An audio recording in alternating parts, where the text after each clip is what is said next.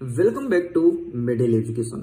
मैं उम्मीद करता हूं कक्षा 9वीं के बच्चों की तैयारी लगभग बहुत अच्छी तरीके से हो गई होगी।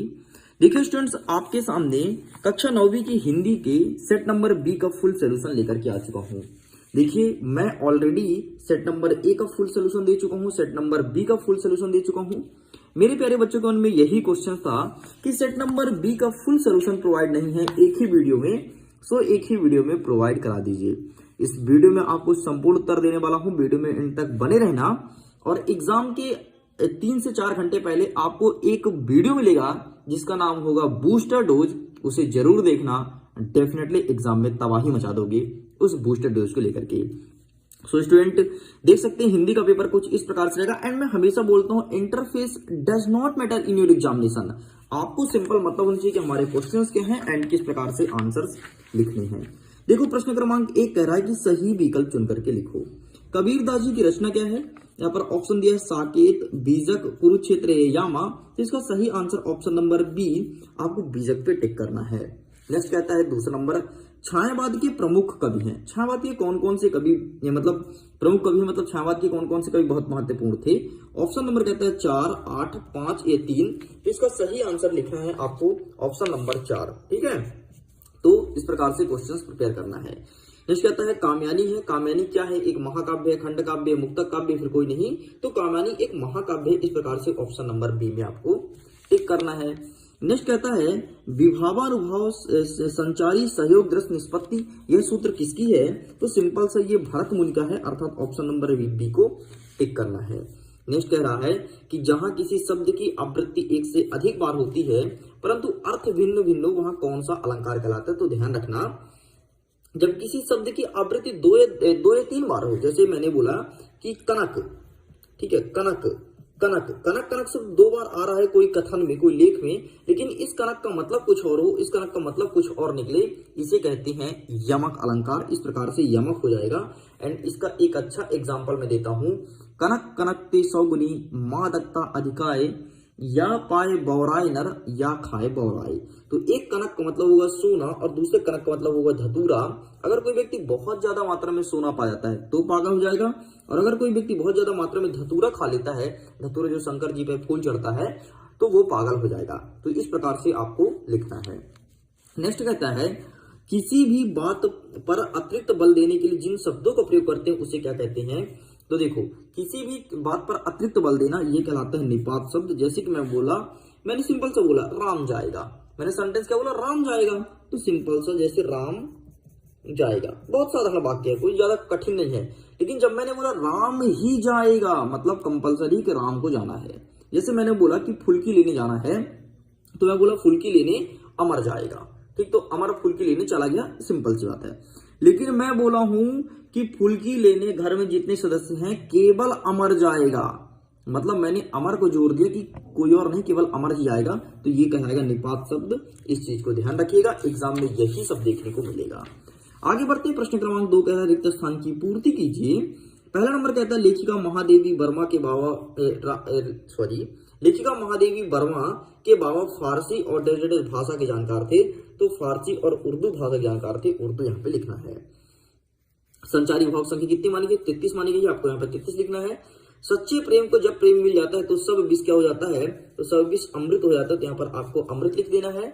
महाकाव्य में जीवन का डैश चित्रण होता है, तो महाकाव्य में जीवन का समग्र चित्रण होता है। किसका समग्र चित्रण होता है? नेक्स्ट कहता है पात्रों के संवादों से प्रस्तुत रचना डैश कहलाती है। तो पात्रों के संवादों से प्रस्तुत रचना नाटक कहलाती है। यहाँ पर नाटक लिख देंगे। नेक्स्ट कहता है रीढ़ की हड्डी एकांकी में कुल पात्रों की संख्या कितनी है? तो 7 है। ठीक, इस प्रकार से आपको 7 लिखना है। 100% एग्जाम में क्वेश्चन आता है, अच्छे से प्रिपेयर कर लेना। नेक्स्ट कह रहा है सत्य और असत्य लिखिए। पहला नंबर कहता है लेखिका मृदुला गर्ग ने अपनी रानी को देखा था। तो यहाँ पर क्या लिखेंगे? तो यहाँ पर आपको असत्य लिख देना है, उन्होंने नहीं देखा था। जिस कारण मन में भाव जागृत होते हैं उसे आलम्बन कहते हैं। मन में भाव जगना आलम्बन कहलाता है, बिल्कुल। और अगर उद्दीप्त होता है उसे कहते हैं उद्दीपन। नेक्स्ट कहता है कामयानी के रचयिता तुलसीदास जी हैं। बिल्कुल गलत है, कामयानी के रचयिता तुलसीदास नहीं है, बल्कि कामयानी के रचयिता जयशंकर प्रसाद जी हैं। ठीक है, तुलसीदास जी तो रामचरितमानस लिखते थे। नेक्स्ट कहता है दंड का विलोम क्या होगा? सजा होगा। तो दंड का विलोम, दंड का उल्टा सजा नहीं, दोनों सिमिलर वर्ड है। दंड और सजा दोनों सिमिलर वर्ड है, तो ये आपका असत्य हो जाएगा। नानी के मन में देश के आजादी के प्रति जुनून था, बिल्कुल सत्य है भाई। नेक्स्ट कहता है शंकर बाबू वीकेंड पर घर आए थे, बिल्कुल आपका सत्य हो जाएगा। इस प्रकार से देख लीजिए, यहाँ पर आपके 3 असत्य हैं और 3 आपके सत्य हैं। अब कहता है सही जोड़ी मिलाइए। सही जोड़ी में पहला नंबर कहता है वाक, तो यहाँ पर आपको लिखना है कश्मीरी कवियत्री, इससे मैच करेंगे। सेकंड नंबर कहता है सब विष, तो सब विष अमृत होय, ये आपका एक कविता है। नेक्स्ट कहता है क्यों गाती है, तो यहाँ पर हो जाएगा कोकिला, ठीक है, जिससे माखन जिसको जलन होती थी, है ना। नेक्स्ट कहता है ग्रामश्री, तो इसका सही आंसर लिखना है सुमित्रा नंदन पंत। नेक्स्ट कहता है आपका सर्वेश्वर दयाल शर्मा, तो इसका सही आंसर लिखना है बाल पत्रिका पराग। नेक्स्ट आपका कह रहा है कृष्ण भक्ति, तो इसका सही आंसर मीराबाई, है ना। मीराबाई कृष्ण की दीवानी थी। मीरा और आप याद रखोगे एक उनका रसखान का, ठीक, ये दोनों कृष्ण के दीवाने थे। नेक्स्ट कहता है एक वाक्य में उत्तर दीजिए। पहला नंबर कहता है कि गांव में शहरी मेहमान दामाद की तरह सज धज कर कौन आया था, तो यहाँ पर आपको सिंपल से लिखना है मेघ, जिसकी कवित्री बेसब्री से इंतजार कर रही थी और बोल रही थी कि अब हमारे प्रियतम आ गए हैं, हम उनको बहुत अच्छे से देखेंगे, है ना। मेघ उनका प्रियतम था। मतलब देखो ना, कभी भी कितने अजीबो गरीब हैं, कहीं भगवान को अपने प्रियतम मान लेंगे। जैसे उनको देखो क्या नाम था, मीराबाई जी भगवान श्री कृष्ण को अपना पति मान चुकी थी भाई, उसकी शादी हुई थी, उसकी पति थी, उसको छोड़ करके भगवान श्री कृष्ण को अपना पति मानी थी। ये कवित्री मेघ को अपना पति मान ली थी। ये लोग किसी को भी पति मान लेते हैं भाई, है ना। नेक्स्ट कहता है सेकंड नंबर, तुम लोग मत बनना कवि या कवित्री, तुम लोग भी ऐसे करोगे, किसी को तुम पति मान लोगे, कोई किताब को पति मान लेगा, कोई मतलब चल क्या रहा भाई, समझ नहीं आ रहा।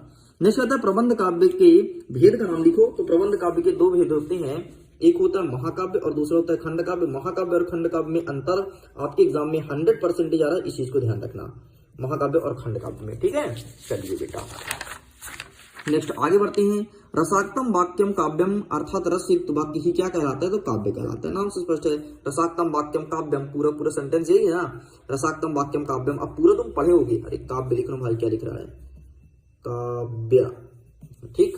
नेक्स्ट संस्मरण किसे कहते हैं, तो सिंपल सा आंखों से देखा हुआ चित्र वाला घटना, मतलब चित्र वाला घटना, उसे संस्मरण कहते हैं, ठीक है। नेक्स्ट कहते हैं समास कितने प्रकार के होते हैं, 6 प्रकार के होते हैं, ठीक है।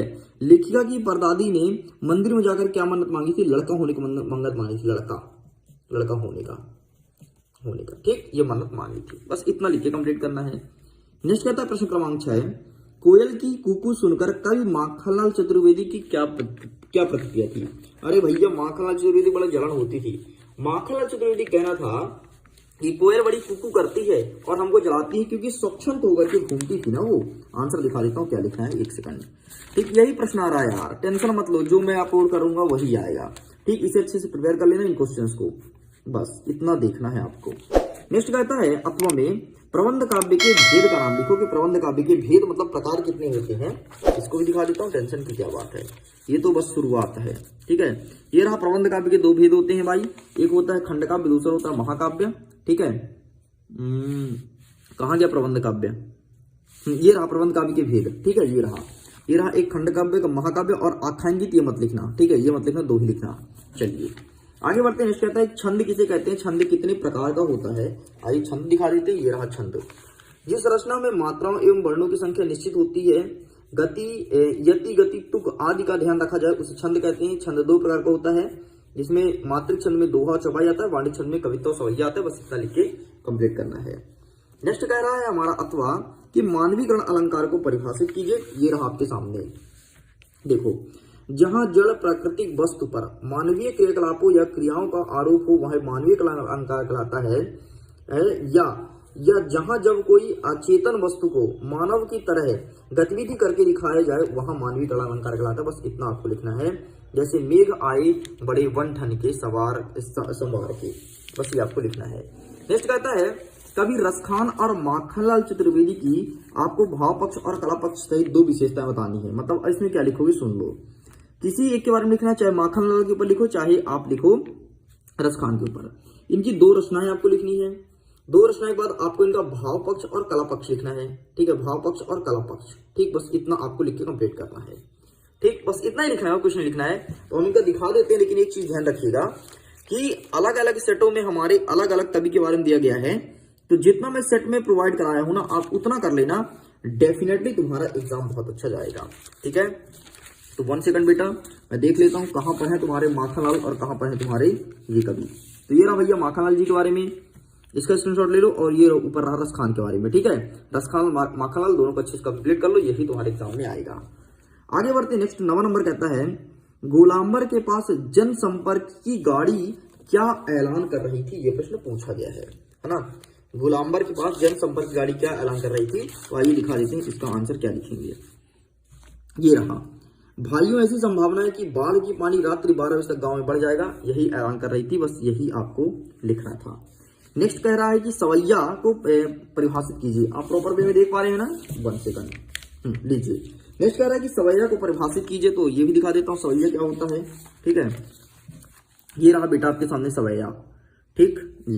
यह एक वाणिज्य छंद होता है, इसमें 22 से 26 वर्म होते हैं। मतगैर दुर्मिल इसके प्रकार हैं, इसके 4 चरण होते हैं और प्रत्येक चरण में 24 वर्ण होते हैं। बस इतना आपको लिखना है, यही आंसर लिख के कंप्लीट करिएगा। नेक्स्ट कह रहा है 10वां नंबर, भक्ति काल के 2 कवि एवं प्रत्येक की 2-2 रचनाएं बतानी है। बहुत प्यारा प्रश्न पूछा गया है कि भक्ति काल के 2 कवि कौन कौन से हैं, ये देखो, फिर इनकी 2-2 रचनाएं आपको मैं दिखा देता हूँ, तुरंत मतलब बता देता हूँ, ठीक है। रटते जाओ अभी सारी चीजों को। देखो भक्ति काल के जो भक्ति करते थे, तो भक्ति में कबीर दास जी लगे रहते थे, तुलसीदास जी, आपके सूरदास जी हो गए, रसखान हो गए, सब लगे रहते थे। यहाँ पर कबीर का देखो एक बीजक हो जाएगा, ठीक है, और तुलसीदास जी का क्या होगा, रामचरितमानस। बस इतना लिख के आपको कंप्लीट करना है। नेक्स्ट कह रहा है कि छायावादी की 2 प्रमुख विशेषता बताइए। एमपी बोर्ड का पसंदीदा क्वेश्चन, हर साल रिपीट करता है, पिछले प्रीवियस ईयर के 4 साल के पेपर से बैक टू बैक रिपीट कर रहा है। एंड ये रहा आपके छायावादी की 2 विशेषताएं, ठीक है। यहाँ पर 5 लिखी है, कौन कौन सी विशेषता याद रखोगे। सबसे पहले याद रखना कि इसमें खड़ी बोली का प्रयोग होता था, बढ़िया आसान से। और दूसरा देखना कि प्रकृति सजीव चित्रण था, उसमें सूक्ष्म मानवीय का आरोप है। बस इतना आपको पढ़ना है, ठीक है। नेक्स्ट कहता है किस शासन की तुलना तम के प्रभाव से की गई है और क्यों, ये प्रश्न पूछा गया है। तो आइए दिखा देते हैं इसका आंसर। किस शासन की तुलना तम के प्रभाव से की गई, ये रहा भाई, ब्रिटिश शासन की तुलना तम के प्रभाव से की गई है, ठीक है। क्योंकि ब्रिटिश चाहते थे कि पूरे देशवासी सब हमारे गुलाम रहे। बस इतना आपको लिख के कंप्लीट करना है, ठीक। नेक्स्ट कहता है अथवा में कबीर दास जी के सौंदर्य के बारे में बताना है। आओ कबीर को भी देख लो, ये रहा भाई कबीर दास जी के बारे में, ठीक। पूरा का पूरा कंप्लीट होता है, बहुत इंपॉर्टेंट पेपर है ये। इसको जो स्टूडेंट्स स्किप किया डेफिनेटली लॉस में जाएगा, इस चीज को ध्यान रखना। इतना ही नहीं, इस प्रश्न पत्र का पीडीएफ भी डाउनलोड कर सकते हैं, लिंक डिस्क्रिप्शन बॉक्स में दिया गया है। नेक्स्ट कहता है कि भक्ति काल को स्वर्ण युग का काल क्यों कहा जाता है। तो आइए इसका आंसर दिखा देते हैं, भक्ति काल का स्वर्ण युग का काल क्यों कहा जाता है, ठीक है। तो इस प्रश्न का उत्तर यहाँ पर तो अवेलेबल नहीं है, 1 सेकंड ना बेटा। भक्ति काल को स्वर्ण युग का काल क्यों कहा जाता है, ये रहा भाई साहब आपके सामने, ये देखो। भक्ति काल समन्वय परक लोक चेतना तथा सदायस्ता से पूर्ण काल था। इसमें विभिन्न वर्ग, वर्ण, सामाजिक भेदभाव, कर्म कांडों के विरुद्ध आंदोलन, भावनात्मक और मानवीय मूल्यों के कारण यह स्वर्ण युग कहलाता है। इतना लिख के कंप्लीट करेंगे। नेक्स्ट कहता है नई कविता के 2 कवि का नाम और उसकी एक रचनाएं हमें बतानी है। तो आइए दिखा देते हैं नई कविता के 2 कवि का नाम और उसकी एक रचनाएं, ठीक है। अब देखो वहां पर भक्ति काल पूछा था ना, अब यहाँ पर आपसे नई कविता पूछ लिया है। तो ये रहा भाई साहब, नई कविता के 2 कवि का नाम तो नहीं दिया है, यहाँ पर क्या दिया, 2 इसकी विशेषताएं दी है। 1 सेकंड, ये रहा प्रश्न, नई कविता की 2 कवि का नाम, ये रहा आपके सामने। नरेश मेहता, इसका हो जाएगा साराई की एक रात, और इसमें मुक्तिबोध, इसमें चांद का मुख टेढ़ा है, ठीक है।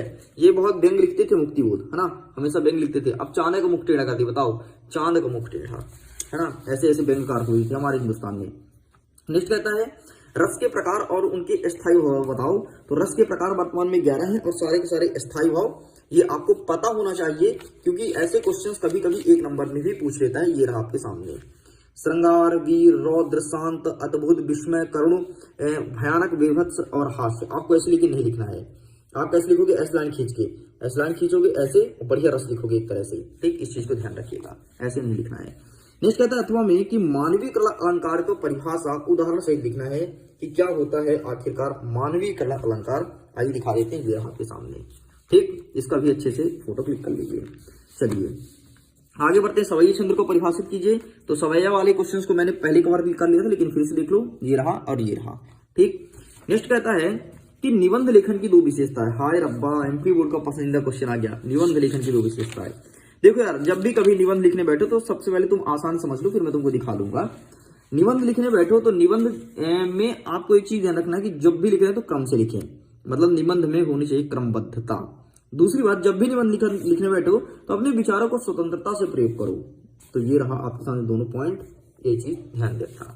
नेक्स्ट कहता है प्रेमचंद्र की 2 रचना लिखते हुए भाषा और शैली लिखो। ठीक है, अब आपसे प्रेमचंद्र जी मतलब लेखक के बारे में पूछने लगा है। तो प्रेमचंद्र जी कहाँ गए, ये रहा भाई साहब Premchandra ji. Exam point of view से 2 ही इंपॉर्टेंट है, प्रेमचंद्र जी और राहुल संकीर्तन। ठीक है, तो यहाँ पर प्रेमचंद्र जी पूछा है और अथवा में देखो वही पूछा राहुल जी के बारे में। तो भैया देख लो राहुल जी के बारे में क्या हो गया, मेरी जीवन यात्रा, ठीक है, और दिगामी गुलामी, ठीक है, धुमक्कड़ शास्त्र, ये सब आपको लिखना है। एंड ये रहा आपके सामने। चलिए आगे बढ़ते हैं। 16 नंबर, यमक अलंकार का परिभाषा लिखना है एग्जाम्पल सहित। तो सिंपल सा यहाँ पर मैंने आपको समझाया था ना, यमक अलंकार कहाँ गया, ये कहीं पे समझाया था। ये देखो ये परिभाषा लिखा है, देख लो चीटिंग हो गया ना, पूरा चीटिंग हो गया, नहीं हुआ।